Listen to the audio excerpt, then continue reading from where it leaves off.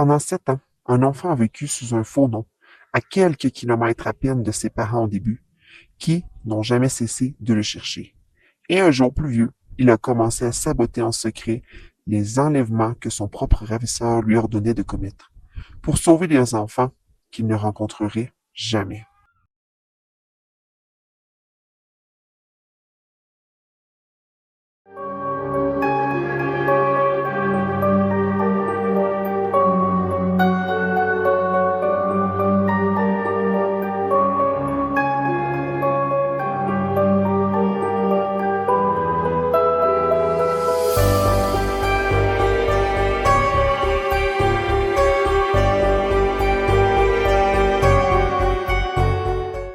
4 décembre 1972, à Merced, en Californie.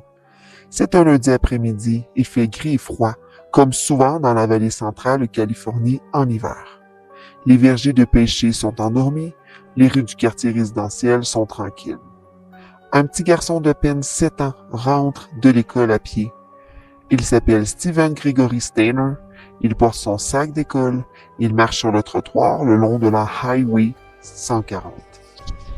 Soudainement, un homme l'approche. L'homme lui dit qu'il travaille pour une église, qu'il collecte des dons pour sa congrégation. Il lui demande si la maman de Steven pourrait peut-être lui faire un don. Steven, étant tout petit et très gentil, lui répond que oui. L'homme lui propose alors de le ramener chez lui en voiture pour qu'il puisse demander à sa mère d'avoir des sous. Steven monte dans la voiture sans se douter de rien. Il ne rentrera pas chez lui ce soir-là. Il ne reverra pas ses parents pendant 7 ans. Bonjour et bienvenue sur ma chaîne Entre ombre et lumière.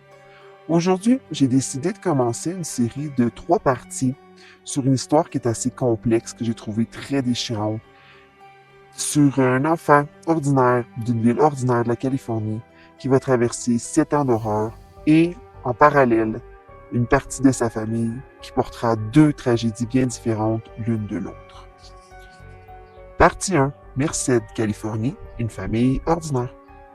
Pour comprendre Steven Steiner, il faut d'abord comprendre d'où il venait. Steven Gregory Steiner est né le 18 avril 1965 à Merced, en Californie. Il grandit dans les paisibles banlieues de Merced. Merced est une ville agricole de la vallée centrale entourée de vergers de culture à l'ombre lointaine du parc national de Yosemite. Ce n'est pas une grande ville. Tout le monde se connaît. Les enfants jouent dehors. Les parents font confiance. Steven a 3 sœurs, Cynthia, Missy et Ramona, ainsi qu'un grand frère, Kerry, qui est né le 13 août 1961, 4 ans avant lui. Ses parents s'appellent Delbert et Kay Steiner. Delbert travaille dans une usine. Kay s'occupe de la maison et des enfants. Une famille ouvrière unie, aimante, du moins en apparence. Ils élèvent leurs 5 enfants parmi les vergers d'amandiers et les pêchers de la vallée de San Joaquin. Steven est le 3e enfant. Il est décrit par tous ceux qui le connaissaient comme un enfant normal, affectueux, curieux. Un petit garçon ordinaire dans une ville ordinaire. Et dans ce tableau, en apparence paisible, il y a Kerry Steiner, son frère aîné. Kerry a 11 ans quand Steven est kidnappé.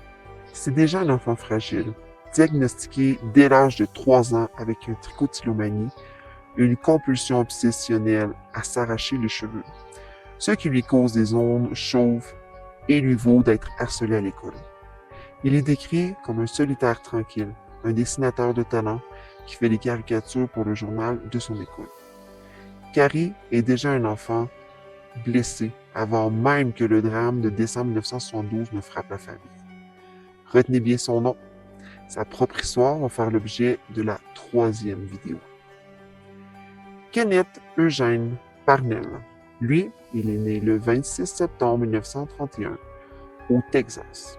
Il avait déjà été condamné pour avoir abusé d'un garçon de 8 ans à Bakersfield, en Californie, au début des années 1950. Il n'avait purgé que 3 ans de prison pour cette offense. Il était enregistré comme délinquant sexuel quand il a commencé à planifier son prochain crime. En 1972, Parnell travaille à Yosemite Lodge, le grand complexe hôtelier du parc national de Yosemite à 2 heures de route de Merced. C'est là qu'il rencontre un collègue de travail naïf et manipulable, Irvin Edward Murphy. Parnell convainc Murphy qu'il est un ministre aspirant qui veut adopter un enfant et l'élever dans la foi chrétienne. Murphy, sincèrement trompé sur les intentions de Parnell, accepte de l'aider à trouver un garçon. Le 4 décembre 1972, Parnell et Murphy montent dans la grosse Buick blanche de Parnell et roulent jusqu'à Merced. Ils distribuent des pamphlets religieux à des enfants dans les rues. C'est là qu'ils croisent malheureusement le petit Steven Steiner de seulement 7 ans. Partie 2. Le mensonge et la nuit du 4 décembre. Murphy s'approche de Steven sur le trottoir. Il lui parle de l'église. Il lui demande si sa maman serait prête à faire un des dons. Steven répond que oui, probablement. Il lui fait confiance. C'est un homme de l'église, donc il n'a pas à avoir peur. Murphy lui propose de monter en voiture pour l'emmener chez lui pour aller voir sa maman et lui demander l'argent. Alors Steven monte. Parnell s'arrête sur le Highway 140 et prétend téléphoner aux parents de Steven dans une cabine téléphonique. Il revient et dit à Steven « Ah, je viens de parler à tes parents, ils ne veulent plus de toi, donc je vais devoir t'adopter. » 7 ans. Il a dit à un enfant de 7 ans que ses parents ne veulent plus de lui.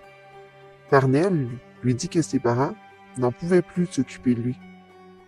Chez les Steiner, la panique s'installe rapidement. Kay appelle la police. Des recherches commencent dans le quartier et dans les environs. Steven a disparu. On ne trouve aucune trace. Le soir du 4 décembre 1972, les parents de Steven font ce que tous les parents dans ces situations feraient. Ils espèrent. Ils se disent qu'il y a une explication, qu'il y a peut-être un ami qui sait où il est, qu'il va rentrer. Mais il ne rentrera pas. Pendant ce temps, Parnell emmène Steven à une cabane isolée dans la vallée de Cathays Valley. Une cabane qui se trouve, sans que Steven ne le sache, à quelques centaines de mètres seulement de la maison de son grand-père maternel. Cette nuit-là, Parnell commence les abus. Il commence les attouchements et les agressions sur Steven dans les semaines qui suivent. Steven n'a que 7 ans, il est seul, il a peur, il croit que ses parents ne veulent plus de lui, et l'homme qui l'a emmené commence à l'agresser. Partie 3. 7 ans sous un faux nom. Ce qui se passe ensuite pendant 7 ans est difficile à résumer, parce que c'est à la fois une histoire d'horreur et une histoire de survie, souvent les deux en même temps. Parnell donne à Steven un nouveau nom, Dennis Parnell. Il se présente partout comme le père adoptif du garçon. Il est inscrit dans des écoles locales sous cette fausse identité. Steven devient Dennis. La fiction est maintenue avec une efficacité terrifiante. Parnell déménage régulièrement. Chaque fois que la situation devient trop risquée, il part ailleurs. Une nouvelle ville, une nouvelle école, un nouveau voisinage. Steven, maintenant Dennis, apprend à s'adapter. Il apprend à vivre dans cette vie fabriquée. Au fil des ans, Parnell relâche graduellement sa surveillance. Il ne l'enferme plus à clé, lui laisse aller et venir, convaincu que le conditionnement psychologique qu'il lui a infligé depuis l'âge de 7 ans a fait son œuvre. L'un des rares réconforts de Steven durant ces années est une chienne nommée Queenie. Il demande parfois si ses parents le cherchent. Parnell lui dit toujours que non, que personne ne pense à lui, que ses parents ont refait leur vie sans lui. Mais c'est faux. Ses parents n'ont jamais arrêté de chercher. Son père, Delbert, raconte plus tard qu'il scrutait chaque foule à la télévision, chaque photo dans les journaux dans l'espoir d'apercevoir Steven. Mais ça, Steven ne le sait pas. Et Parnell fait tout pour qu'il ne le sache jamais. Au fil des années, quelque chose d'étrange et de complexe se développe dans la psychologie de Steven.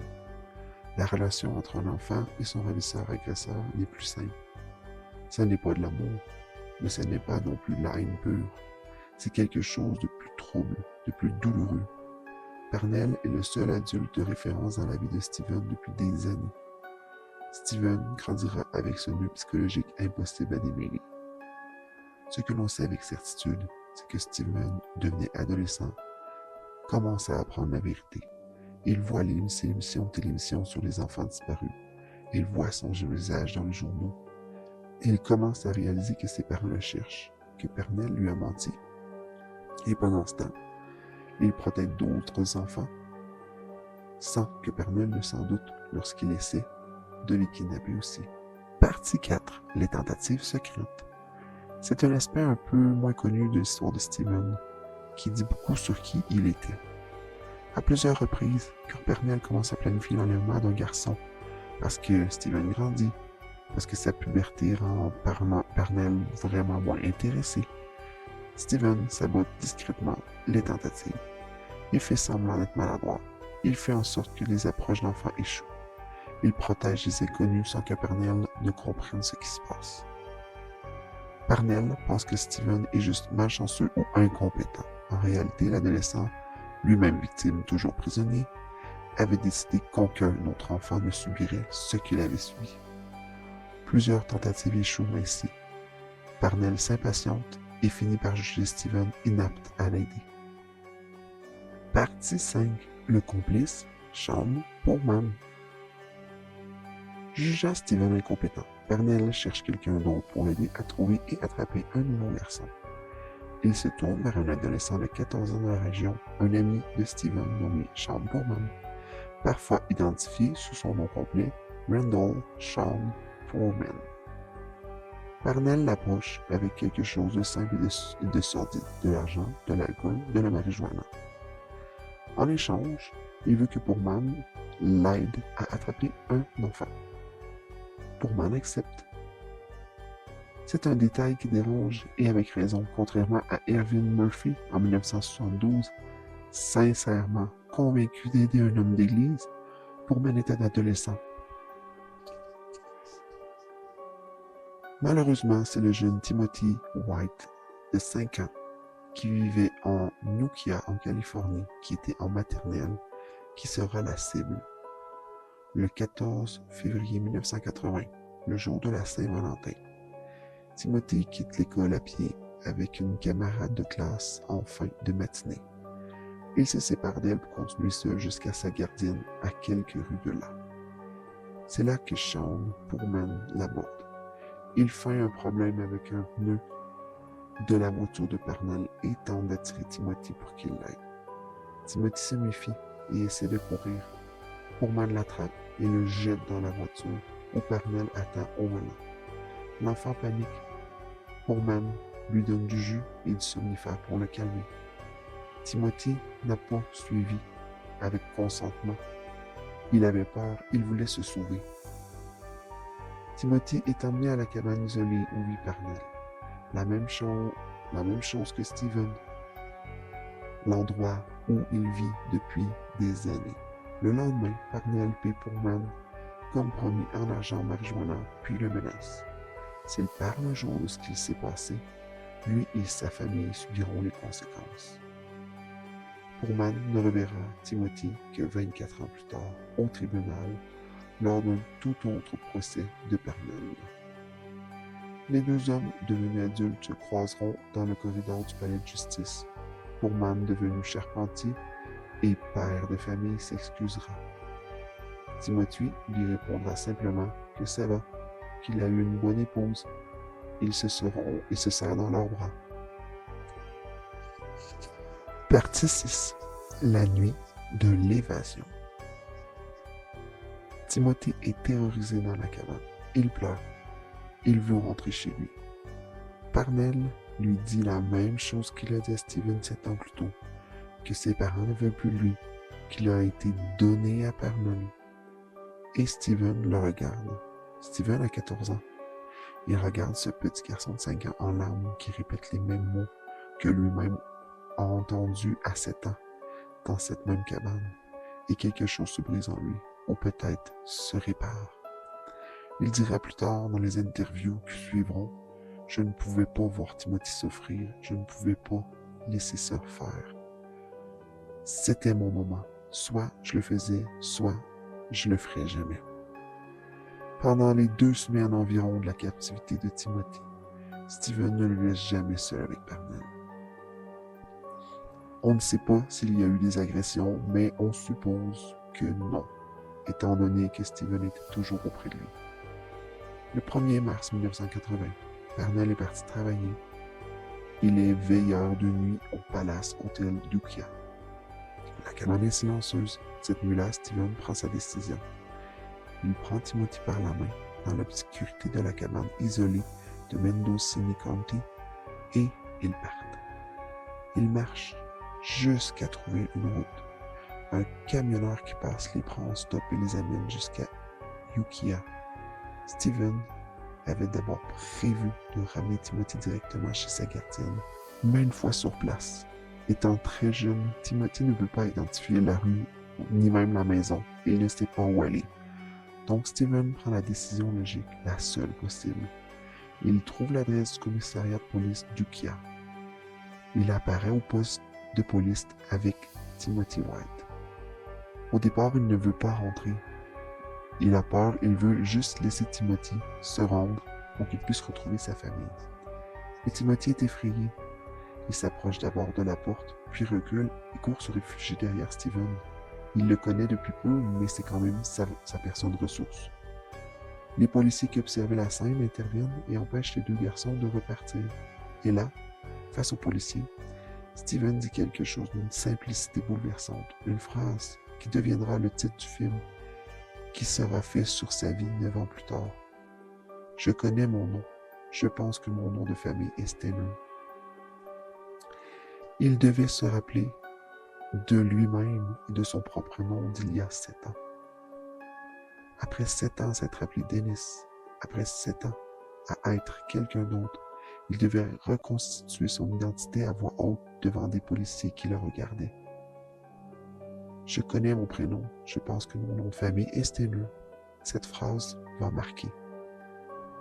La police arrête Kenneth Eugene Parnell quelques heures plus tard à l'hôtel d'Ukiah où il travaille comme veilleur de nuit. Timothy White rentre chez lui le jour même. Le lendemain, le 2 mars 1980, Steven est réuni avec sa famille à Merced. Conclusion et teaser.